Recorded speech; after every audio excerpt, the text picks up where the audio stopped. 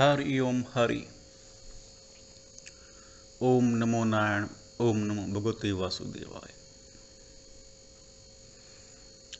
काकभुसुंडी जी ने हनुमान जी से कहा, आओ हनुमान, मैं तुम्हारा बहुत लंबे समय से इंतजार कर रहा था कि तुम आओगे, और आज वो समय आ गया जब तुम मेरे सामने उपस्थित हो। कहो कैसा लगा मेरे लोक में आने पर। हनुमान जी ने कहा, प्रभु बड़ा आनंद आ रहा है। यहाँ आते ही मेरे मन में से समस्त विकार मिट गए हैं। आनंद और मंगल का आभास हो रहा है। जितनी मन में शंकाएं थी वो स्वतः ही समाप्त हो गई हैं। मैं यहाँ क्यों आया हूँ, ये तो मेरे प्रश्न भी स्वयं ही मिट गए हैं। लेकिन यहाँ इस भूमि में आनंद आ रहा है। कृपा करके मुझे अपने बारे में कुछ बतलाएं। तब काकभुसुंडी जी कहते हैं, हरि अनंत हरि कथा अनंता। और ध्यान रखो, राम से बड़ा राम का नाम। जब तक तुम राम को छोड़ करके राम के नाम में मगन रहोगे, तुम्हें कभी कोई शंकाएं नहीं, कभी कोई संशय नहीं भेद पाएगा। और यहाँ 24 घंटे सिर्फ राम का नाम चलता रहता है। हे हनुमान, तुम मेरे प्रिय हो, क्योंकि तुम मेरे इष्ट के अवतार हो। हनुमान जी ने कहा, प्रभु मैं कुछ समझा नहीं। तब काकभुसुंडी जी अपनी कथा सुनाते हैं। कहते हैं, पूर्व जन्म में मैं एक ऋषि का शिष्य था और हमारे गुरु हरि और हर भगवान विष्णु और भगवान शिव दोनों की आराधना करते थे। धीरे धीरे मेरी प्रीति भगवान शिव में ज़्यादा होती गई और मैंने हरि का नाम लेना छोड़ दिया। गुरु के समझाने के उपरांत भी मेरी वृत्ति नहीं बन रही थी कि मैं हरि का नाम लूं, और मुझे भगवान शिव में इतनी आस्था और श्रद्धा बढ़ गई कि जो भी उनका नाम नहीं लेता, वहाँ मैंने उठना बैठना छोड़ दिया।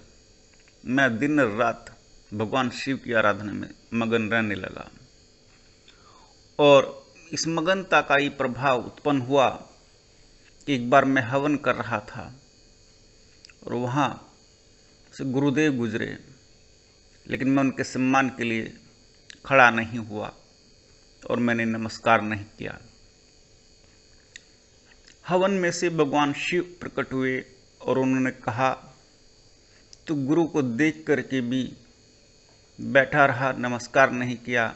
जो गुरु स्वरूप, जो स्वयं मैं हूँ, जो ब्रह्मा विष्णु और महेश तीनों से ऊपर की स्थिति गुरु की कही गई है, जो स्वयं मेरे बारे में बतलाता है, तूने उसको नमस्कार नहीं किया। तू अजगर की तरह बैठा रहा, जा तू अजगर हो जा। भगवान शिव का ये श्राप मुझे लगा। ये गुरुदेव सब वृत्तांत देख रहे थे और गुरुदेव को मुझ पर बड़ी दया आई, करुणा आई। गुरुदेव ने भगवान शिव की स्तुति की, उनकी शांति के लिए रुद्राष्टक से, नमामि शमीशान निर्वाण रूपम ब्रह्म वेद स्वरूपम विभुम व्यापकम। इस स्तुति के माध्यम से भगवान शिव की कई प्रकार से स्तुति की गई। और भगवान शिव का जब क्रोध शांत हुआ तो भगवान शिव ने उन ऋषिवर से कहा, अर्थात मेरे गुरु से कहा, क्या चाहते हो। गुरुदेव ने यही बात कही, संतान चाहे जैसी भी हो, माता पिता को प्रिय होती है, और ये मेरा शिष्य है, ये मुझे प्रिय है, लेकिन ये किन्हीं कारणोंवश गलती कर बैठा तो मैं इसके लिए क्षमादान चाहता हूँ। भगवान शिव ने कहा, मेरा श्राप अमोघ है, वो तो फलित होगा ही, कुछ और मांग लो। गुरुदेव ने कहा, क्या मांग सकता हूँ इसके लिए, कृपा करके मुझे ऐसा वर बतलाइए। तो प्रभु ने कहा, इससे खुद पूछ लो जो अजर की श्रेणी में जाने वाला है। तो काकभूषुंडी जी कहते हैं, मैंने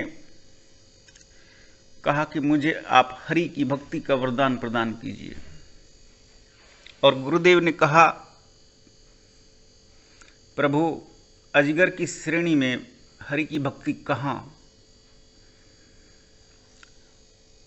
तब प्रभु ने श्राप को कन्वर्ट किया, कुछ चेंज किया।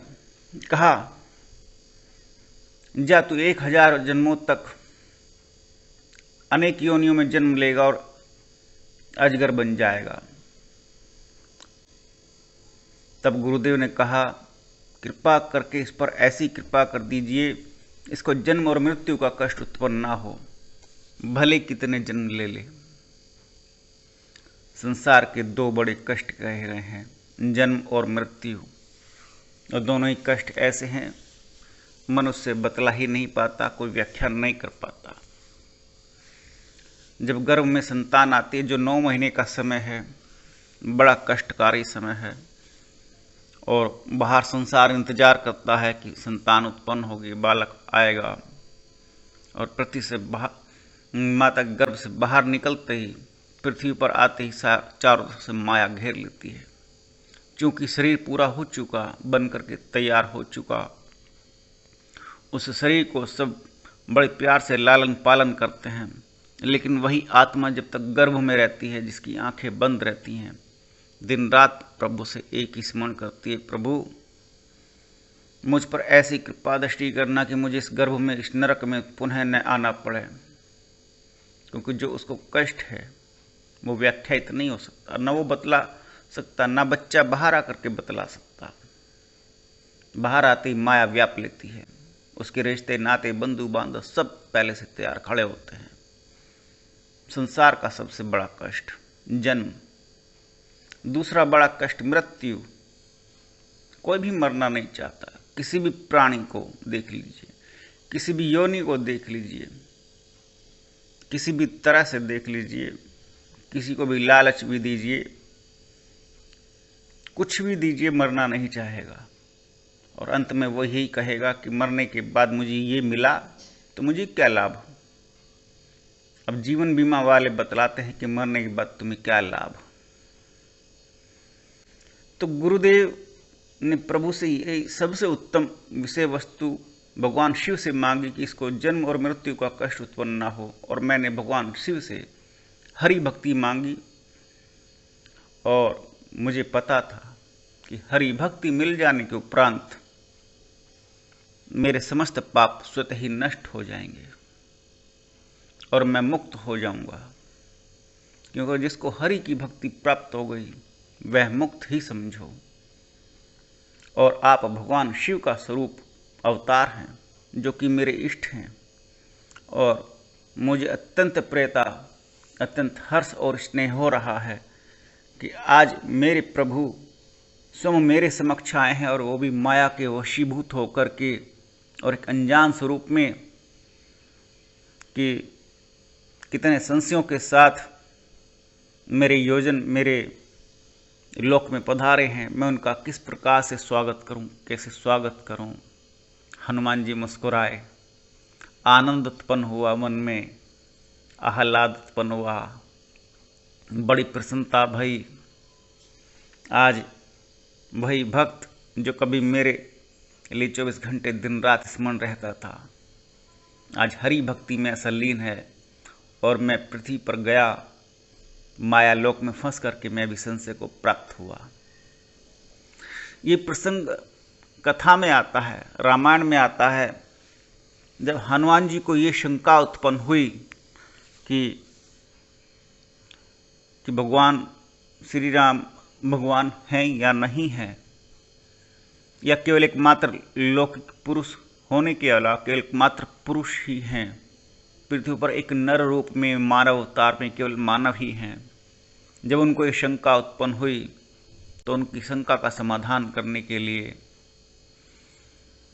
हनुमान जी को राम जी ने कहा, जाओ मेरे प्रिय भक्त काकभुसुंडी के पास जाओ, उनके लोक में पहुँचो और अनेक लोकों में घूमते हुए तब वहाँ पहुँचना, जिससे कि तुम्हें उस लोक की कथा का, उस लोक की पुण्य भूमि का, उस लोक के आनंद का पता लग सके। हनुमान जी कहते हैं, मैं चला तो शंका के साथ था, संशयों के साथ था कि जब मैं 24 घंटे श्री राम के साथ रहता हूं, तब भला मुझे श्री राम को जानने के लिए, राम भक्ति को जानने के लिए, राम कथा जानने के लिए भी मुझे अन्य लोक में किसी और जगह क्यों जाना पड़ेगा। अनेक प्रश्न थे मेरे मन में, लेकिन जैसे ही मैं आपके लोक में घुसा, मेरे समस्त प्रश्न स्वतः ही मिट गए। कृपा करके आपने अपने पूर्व जन्म का वृत्तांत बतलाया, अब मुझ पर ऐसी कृपा दृष्टि करो कि जब आपको हरि भक्ति प्राप्त हो गई और आप 24 घंटे राम कथा अपने मुख से कहते हो, तब भी आपने कौवे का शरीर क्यों धारण कर रखा है।